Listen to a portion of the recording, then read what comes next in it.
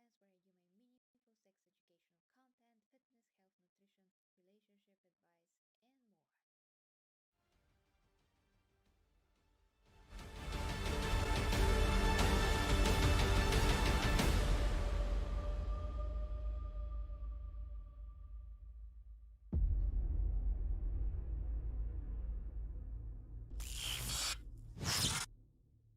Hi guys, and welcome to this review of once again, Angels of Death and episode 8 Rise. So I just saw this and it was the most brief episode ever. It's only 15 minutes. So it's the beginning of the end, guys. Is this the beginning of the series? Well, yeah. It is. I'm not sure if there's like 10 episodes. I think so. But yeah, this is definitely the beginning of the end. And what happened into this episode is pretty much an indicator of that, where things are going. Now, I'm not going to talk about with a lot of spoilers or anything like that. I'm trying not to talk with spoilers. I'm just going to touch upon some things that are in the episode and talk about overall, is it good, is it not, action, all of those things. So, hi to everybody in the chat. My primarks are all here. Oh, well, I hope so, dear Ivy. Thank you. So guys, first thing that I want to address is something that I did kind of mention before, but here, for some reason, it just stood out to me a lot, which is, once again, the sound design.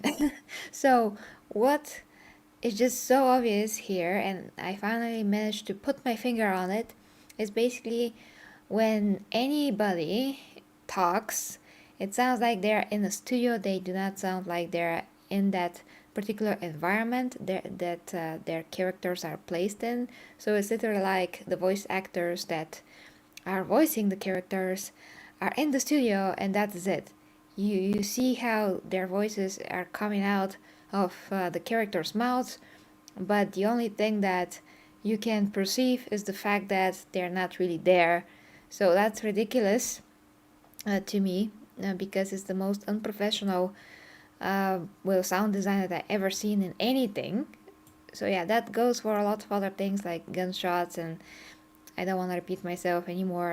I just want to say that I finally put my finger on it. And yeah, the worst offender is probably the voice acting and the fact that the voice doesn't come from the environment at all.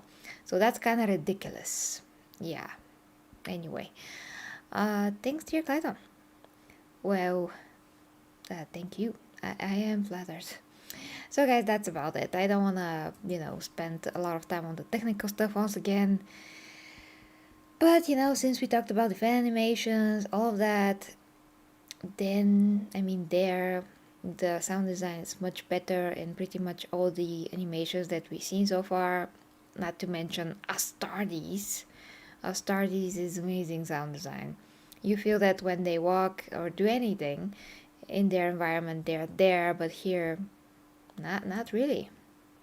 So, about the episode, guys. So it's the briefest. It continues right after the previous left off, which is, yeah, of course, fine. We see some things that I'm not really sure about, like for instance the captain here, he's experiencing some malfunctioning, so to speak, and I'm like, what is happening to this guy? There's some kind of a doubt in my mind, you can say, about that female tech priest, because she is up to something in particular, but I'm not sure what she is really up to. So there's a mystery there, you can say. She's very analytical, and she is basically fascinated with the Tyranids to a point, which, granted, they could be fascinating when you think that they're not functioning like individuals.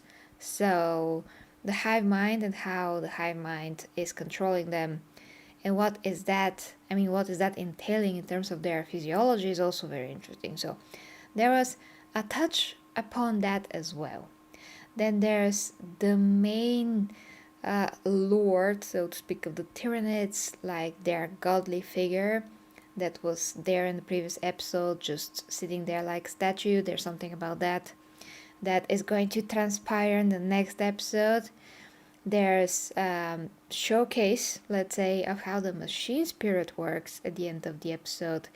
And this has to do with the dreadnought, that actually this is a close-up of the dreadnought right there.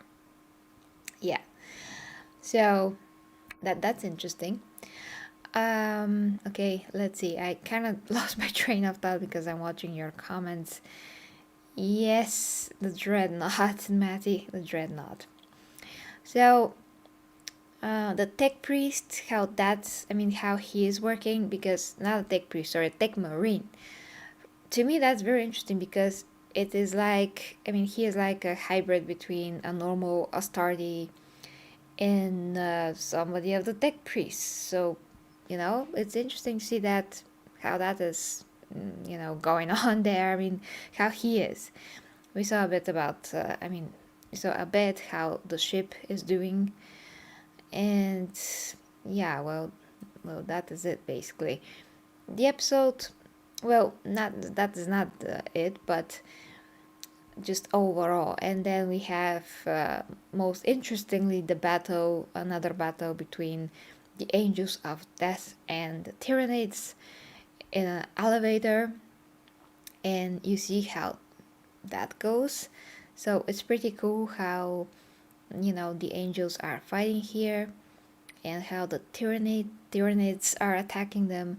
There's some cool shots here and there with the animation, but once again, both their fire or anything else that they're doing just falls very flat in terms of sound design. So the impact of everything is kind of eh. It even reminded me of some free sound effects that I've heard, because when you're doing video editing and you want to do something else, whatever it is, you could, you could have some project that will require some sound effects, and then you find out some classical sound effects. And when I did my parody of the Dead Corpse of Greek, I also use, such effects like footsteps, muzzle, gunshots, the muzzle flashes, a visual effect that's besides, that is additional about the visuals. But yeah, so all the sound effects just reminded me of all of those classical sound effects that you can do yourself, basically. You can download them from somewhere. Anyway, so yeah, right now the series is at this point where I'm kind of connecting it with the Devastation of Bao audiobook and what happened there. If we go by that, because it seems like the story is similar to that. It's like something that is happening, and the same time the Devastation of Bao is happening, or at least is before or after that. I'm not really sure about that. I think it was before, but no, I'm not really sure, guys. I don't want to lie to you about that. So it seems like it's a pocket story, separate thing. And the Devastation of Bao is also either happening or will happen, something like that. And if we go by that original story, maybe this is going to go in a way that is going to connect to that bigger story. So meaning that the Angels of Death are going to do something really cool. Some of them are going to survive, some of them are not, which kind of already happened. But at the end of the day, they are going to make a significant difference in their own way and in their own corner, where they're fighting the Tyranids. Yeah, so I think that maybe that is how this story is going to connect to the bigger one. I do think that it should, because this also should be canon, but since the series started and I went through the Devastation of Bao book, I'm like, okay, how is this particular story fit into the Devastation of Bao? And I think that it should, and I think that this is canon, So, in the Warhammer Plus app, where they have their own shows, talking about the show Wait a second, I almost played it. I just wanted to check something. I think that they should explain exactly how the story fits into the devastation of Ba, because that is what is interesting. It is not interesting to just do this deep strike. It's what is called the show, and just geek out about everything that is the show, but not say anything about, okay, what is the story then? I mean, how does this fit into anything? I mean, that's most important, I think, and not to geek out how the ships look, like how they look like. My grandma can make such observations. That does not tell anything about any substance of the story, and what does it all mean? What's the point of it? So there's that. The Space Marine movie from 2010 was state of the art, and it sucked too. Well, now it looks like a PS2 graphics. Yeah, I mean, anything is better than that. In terms of visuals, in terms of how the movie is, I'm yet to see it. So yeah, I'm not sure if I ever will, if it's worth it. A lot of people say that it sucks, and you just said that it sucks. So why do I want to see it? I don't really, see the point. But yeah, guys, so I will give this episode, well, it's brief but kind of stuck into my mind, maybe 8 out of 10. I mean, I did enjoy some of the things, like the tech priest, what she said about that tyranny that she encountered. Now, what is she up to? That's like the question that I'm still trying to figure out.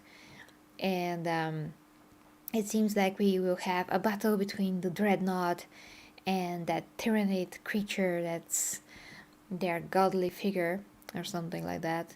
So that's gonna be interesting. I mean, these blood angels need all the all the possible help that they can get right now, because the situation is pretty dire.